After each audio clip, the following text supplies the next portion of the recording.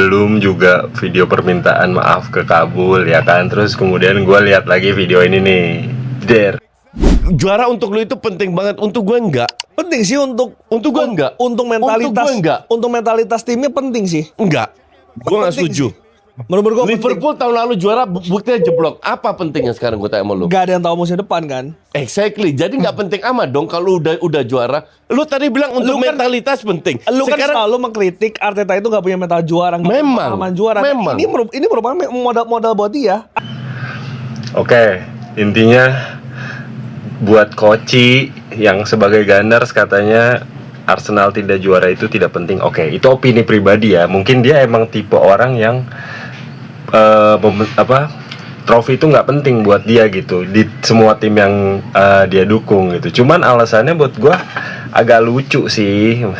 Kalau gue pribadi sebagai Gunners, trofi itu ya penting lah, apalagi kita ngomongnya tim besar, karena trofi itu benefitnya pertama prestis ya kan.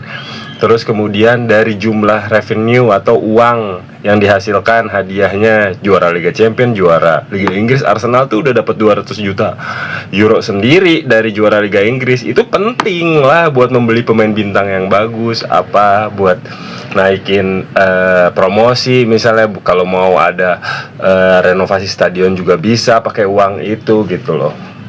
Buat membonafitkan sebuah tim ya trofi penting menurut gua gitu loh. Jadi kalau alasannya Koci tidak suka style permainan Arteta, itu hak dia ya. Tapi menurut gua Arsenal juara di atas tim Manchester City yang dipegang Pep, ya kan, di atas Liverpool yang juara tahun lalu. Perkara soal style permainannya, kita kan dari masa ke masa juga berubah ya. Eranya Johan Cruyff mainnya gimana, eranya Pep kayak gimana, eranya dulu Sir Alex mendominasi Liga Inggris gimana, eranya Wenger sampai juara gimana. Semua orang punya stylenya masing-masing. Dan saat ini Arsenal dengan style seperti itu akhirnya membuktikan bisa juara gitu loh.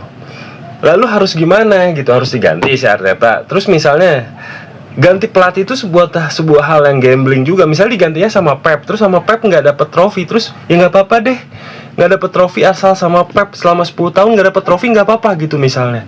Terus mau bilang sama Pep nggak mungkin lah nggak dapet trofi, mungkin aja kalau bicara sepak bola gitu loh. Data faktanya mungkin aja orang musim lalu aja Manchester City tropiless sama Pep. Jadi menurut gue syukurilah dan akui gitu, belajar mengakui kalau pencapaian orang lain tuh benar dan lu tuh bisa salah gitu loh. Salah tuh bukan hal yang memalukan kok.